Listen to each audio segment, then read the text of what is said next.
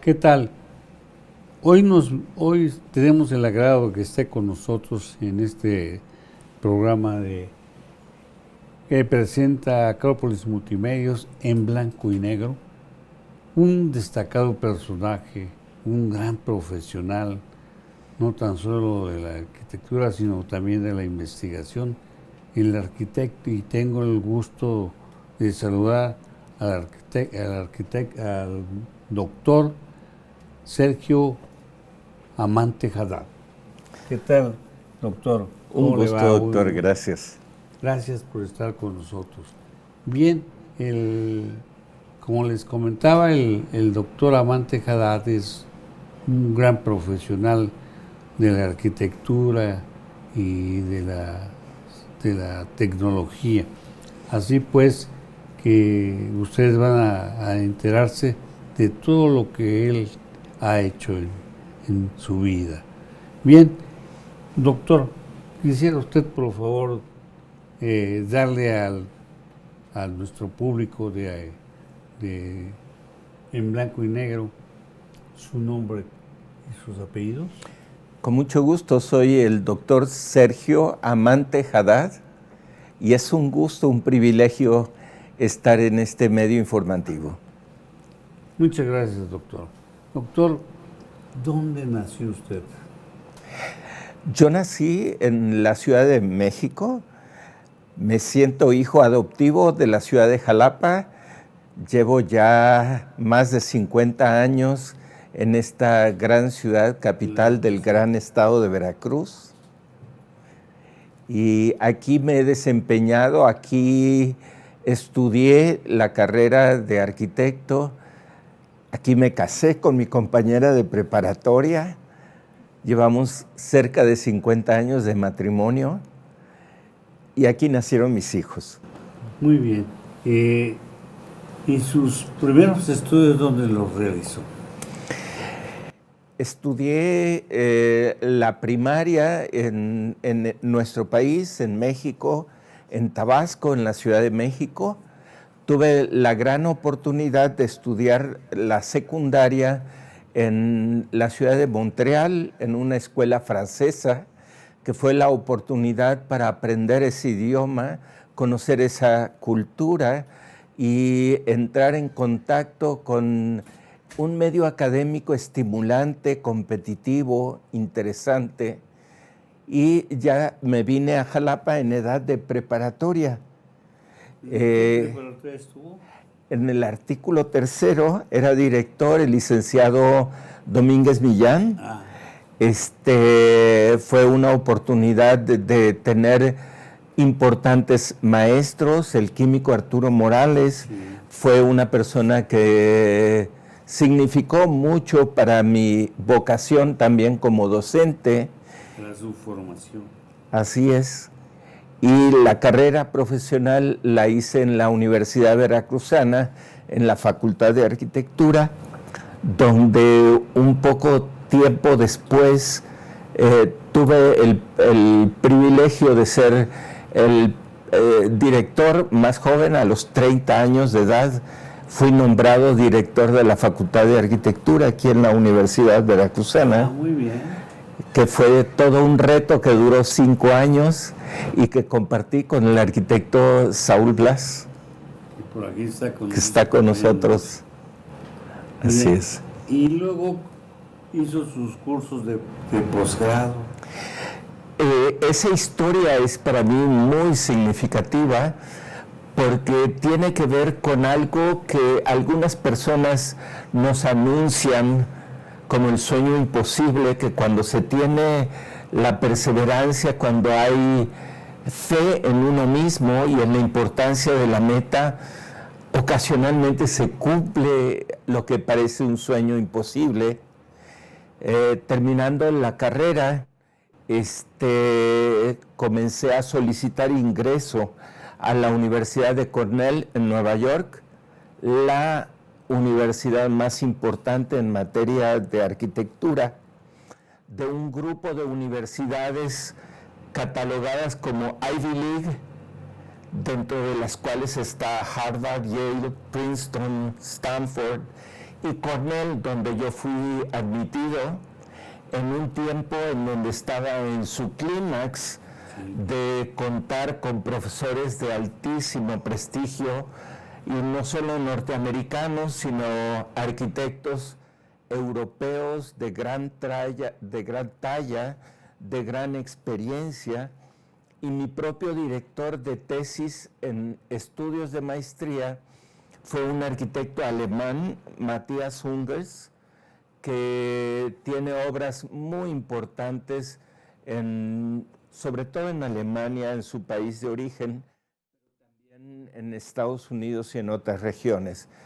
Entonces, el contacto con este arquitecto Matthias Ungers, para mí marcó el futuro de mi propia vida profesional. Muy bien. ¿Y cuál es la especialidad, la maestría que estudió? La maestría y el doctorado fueron en urbanismo, en planeación y en diseño urbano. En ambos casos fue una experiencia de entender la arquitectura en su conjunto, la arquitectura como obra y las obras vecinas, la relación de la arquitectura con las obras viales, la arquitectura en su conjunto y su valor paisajístico, la arquitectura en su visión prospectiva también.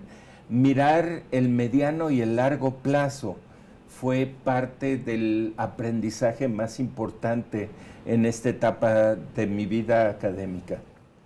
Bien, pero concretamente, ¿en qué ciudades? En Nueva York fue la maestría y en Madrid fue el doctorado en la Universidad Politécnica de Madrid, donde también tuve grandes profesores, gente especialmente letrada, culta, y recuerdo con especial cariño a un profesor, Ricardo Alonso, que tenía un dicho que me marcó mucho y decía: quien cree saber solo de arquitectura, ni de arquitectura sabe. Muy bien. Esto apunta a la importancia de una formación como arquitecto, pero con un bagaje cultural y con un entendimiento de disciplinas hermanas como la ingeniería, como el paisajismo, la relación que hay con la sociología, por ejemplo, y eso para mí fue gran escuela.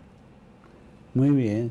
Bueno, pues afortunadamente esa trayectoria de que tiene usted como profesional de la arquitectura y evidentemente al cursar su posgrado, pues aún más robustecer esa profesión, esos conocimientos.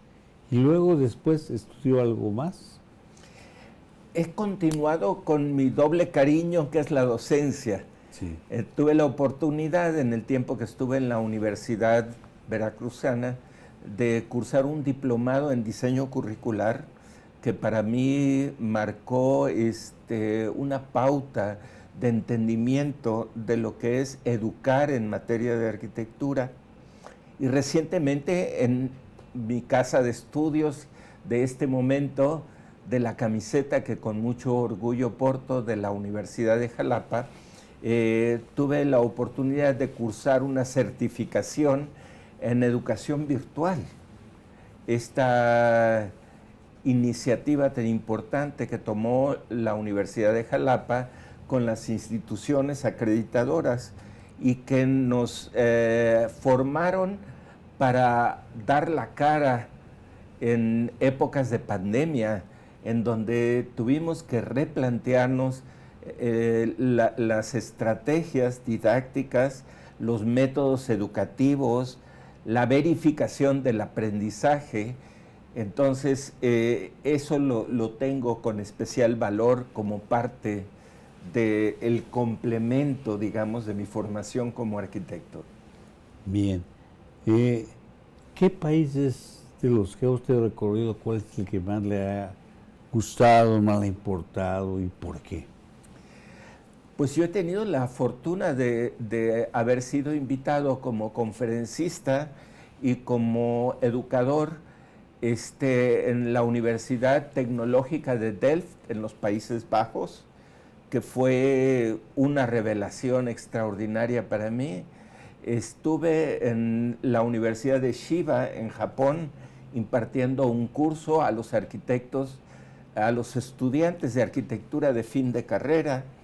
Fui invitado por la Universidad de Buenos Aires para dar un curso sobre arquitectura sustentable, pero la experiencia más recurrente, porque fueron 4 años consecutivos, en el Tecnológico de Costa Rica, un país vecino que admira mucho a México y que se constituyó a base de la experiencia mexicana en educación superior y donde conocí investigadores de primera talla.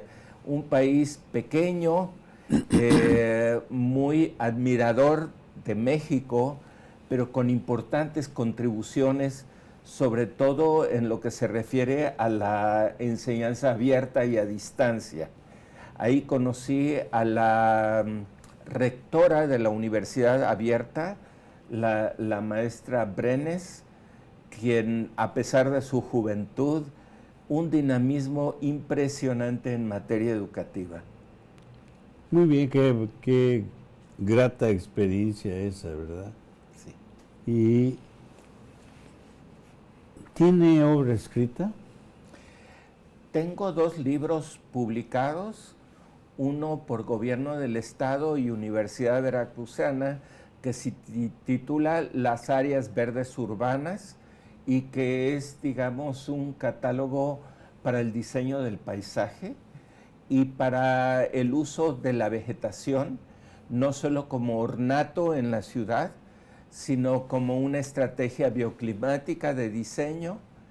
Y tengo otro libro que nace de mi investigación de tesis doctoral que se titula La ciudad fragmentada.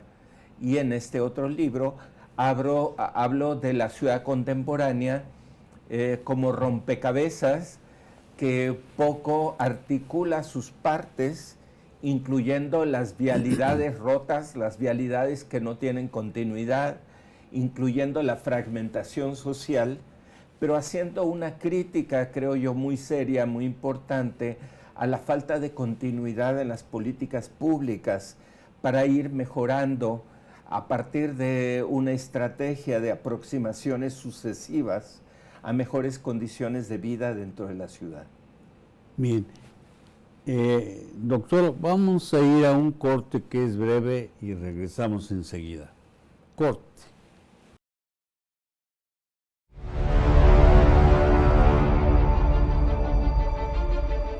Acrópolis Multimedios de nuestra Universidad de Jalapa y el señor rector Carlos García Méndez, un servidor, conductor y director del programa Abogado en tu Casa, asesoría jurídica gratuita. Los invitamos para que nos acompañen todos los jueves de 17 a 18 horas, en las que tratamos temas eminentemente jurídicos para disipar todas las dudas que ustedes tengan de carácter legal.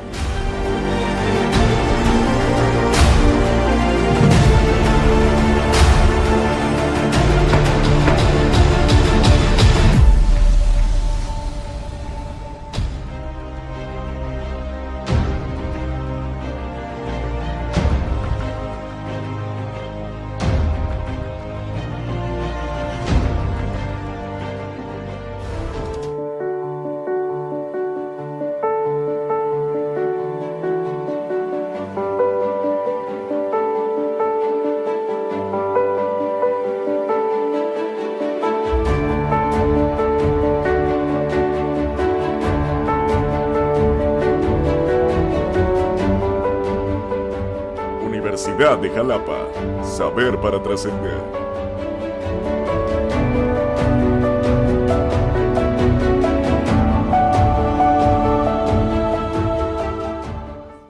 Estamos de regreso, esto es Acrópolis Multimedios, presenta un programa de entrevistas que lo denominamos en blanco y negro. Bien, como ustedes están enterados, el día de hoy estamos en una entrevista con un gran personaje. Estamos con el doctor que nos ha ido platicando de lo que ha hecho de su vida y que es muy importante todo su quehacer profesional y todos sus viajes que ha tenido. Decía, doctor, ¿cuál es el personaje o personajes que más admira a usted? Creo que es un tema que vale la pena pensar y repensar. ¿Cuál es la legión de héroes que profesionalmente inspiran, provocan y de alguna manera se vuelven ejemplo de vida y de práctica? Yo admiro a algunos arquitectos fuera y dentro del país.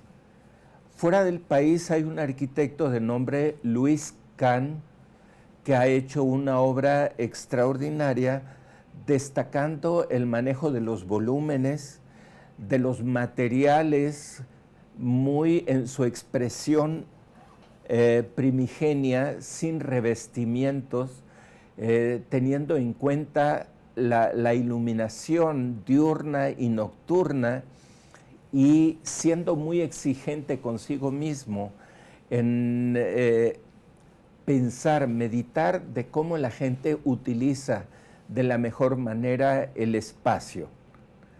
Otro de las estrellas muy connotadas y que a mí me fascina ver, analizar y ponderar es la obra de la arquitecta iraní Zaha Hadid.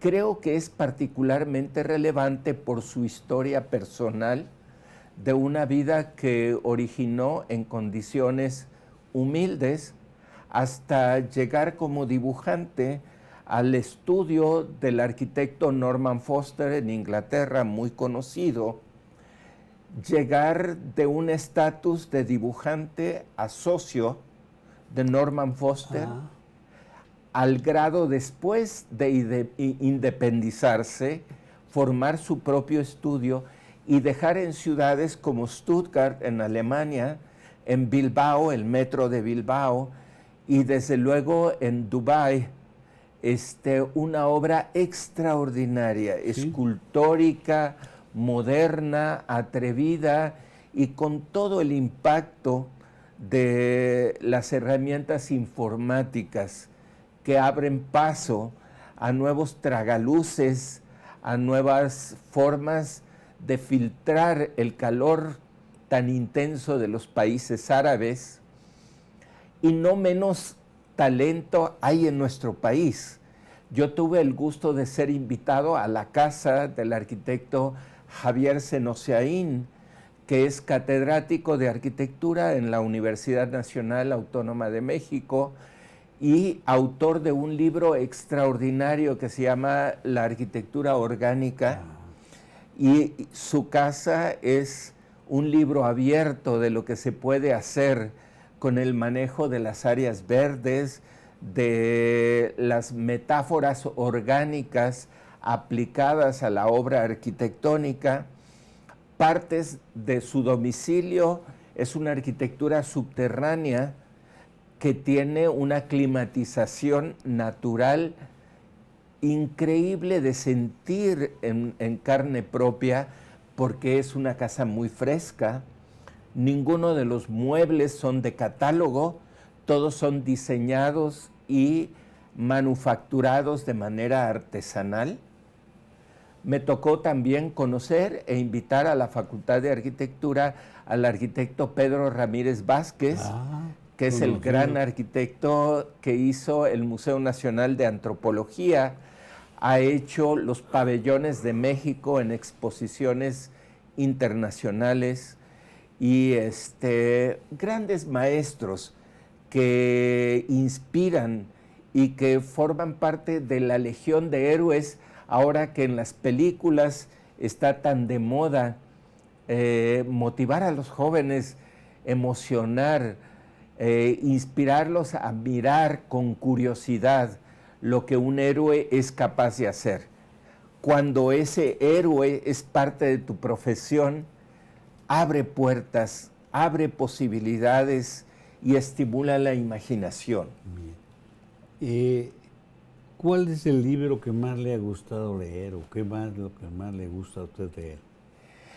Hay un libro de urbanismo que poca gente conoce, de un gran padre de la arquitectura, es el arquitecto Frank Lloyd Wright, y él escribió un libro que se titula The Living City, la ciudad viviente. Y él, en el año de 1933, hace un relato visionario de los vicios de la vida urbana excesivamente artificial y dependiente. Y el libro mismo hace un llamado al regreso a la naturaleza, a la valoración de los grandes parques urbanos tipo Central Park o tipo nuestros parques urbanos en nuestro propio país, destacando Chapultepec, por ejemplo, como un reconocimiento de la importancia de la vida urbana menos artificial, menos dependiente y más acercada a la naturaleza. Bien. ¿Y el personaje que más admira usted? Pues de los personajes que más admiro por historia de vida es a Nelson Mandela, desde luego, que me tocó en un viaje en el mismo avión en donde yo me dirigía a la ciudad de Miami. Coincidimos en el avión y fue una experiencia extraordinaria ver la humildad, el gran personaje que fue, el entendimiento de lo que significa ser un líder en su país y en el mundo, de no permitir el rompimiento de ese espíritu de comprensión, de solidaridad, de aceptación de las diferencias que como raza humana tenemos y que nos enriquecen. Bien. Doctor, ¿qué mensaje les puede dirigir a la juventud, a los jóvenes de esta universidad y de todo el mundo? Es un tema que ocupa mucho mis reflexiones personales y yo lo resumiría así: terminen lo que comienzan. Cuando comienzan algo, y frecuentemente cosas relacionadas con el deporte, las artes, los talentos personales y la vida universitaria misma, llega un momento en que el deporte, hacer deporte duele, físicamente duele. Estudiar algunas materias en la vida profesional mentalmente duele, mentalmente es exigente. Y con mucha tristeza lo digo, he visto casos de personas con mucho potencial, con talento, con capacidad reflexiva, analítica, capacidad creativa, que tantito les duele lo que están haciendo y abandonan por el dolor mental, intelectual o físico que les provoca someterse a disciplinas difíciles. Y aquí vale la pena recordar que aquello que cuesta trabajo, que vale la pena, es algo que no cualquiera se propone hacer o se dedica a hacer. Yo soy un convencido de que el desarrollo de México actual y el que nos corresponde en el futuro cercano es un futuro que queda en manos de gente autoexigente, autodisciplinada, tenaz, persistente, que cree en la importancia de su propia persona y la medida en que puede impactar sobre vidas cercanas de su entorno social próximo. Y ese, diría yo, doctor Carlos, sería el mensaje que más me mueve comunicar y compartir con los jóvenes de hoy. Sí. Muy bien.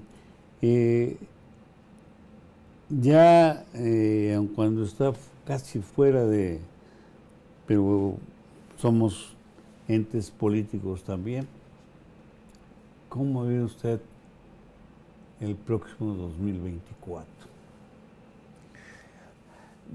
Yo lo veo con optimismo, es decir, la carrera por la presidencia de México es muy competida, nos presenta sorpresas con nuevos líderes que se presentan en el escenario público. Hay alianzas descomunales en la historia política de México. Hay una falsa confianza en la continuidad de un partido en turno que tiene grandes aciertos, pero grandes retos sin resolver.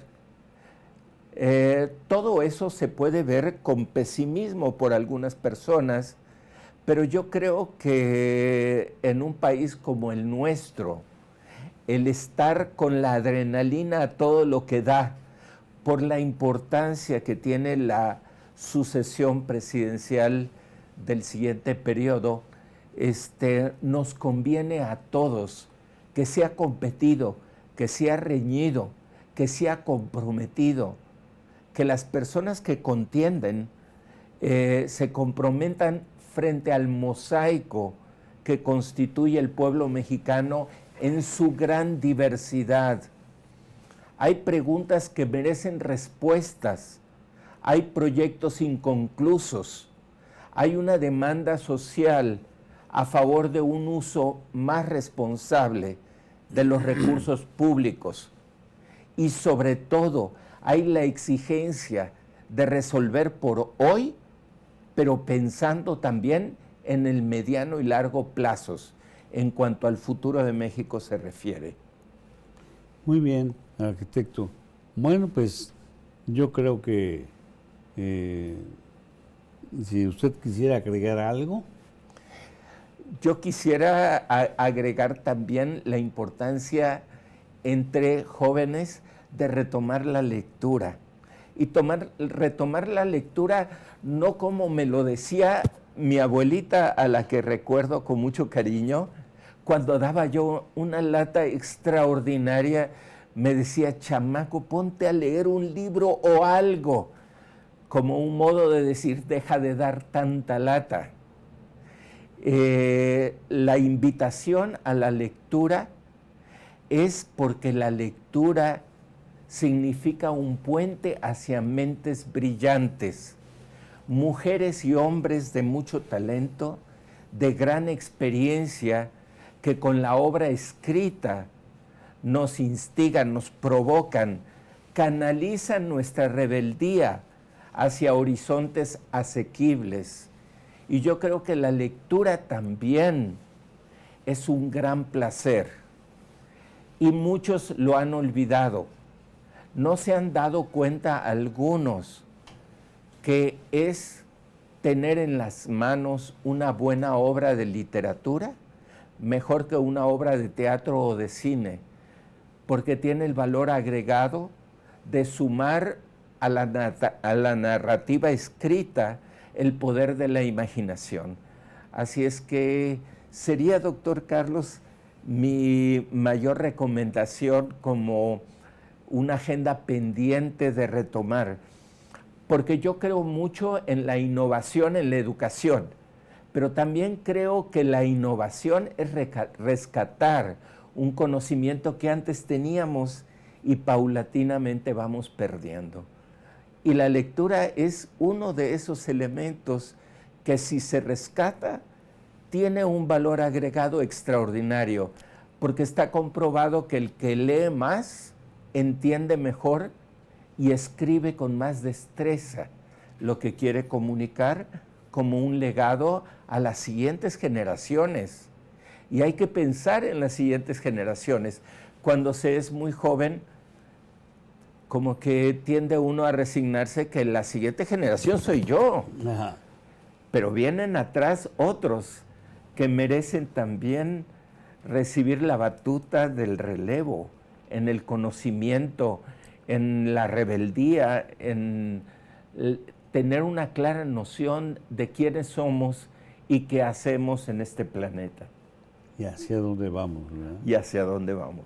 Pues, arquitecto, muchas gracias. Hemos llegado casi al final de esta entrevista en blanco y negro. Gracias por estar con nosotros, por transmitirnos todas esas experiencias, y creo que eso nos ilustra. Y pues el doctor es un agente muy importante para nuestra universidad, es el quien dirige el área técnica de las carreras de ingeniería y arquitectura, y pues todo lo que hace, ¿verdad? A mucha honra, tengo un gran orgullo de portar la camiseta de Universidad de Jalapa, una institución muy comprometida con la excelencia académica, y la siento en mi casa de estudios también. Es la suya. Doctor, pues muchas gracias. Muy buena tarde. Nos despedimos, su servidor Carlos García Méndez, y nos vemos en la próxima.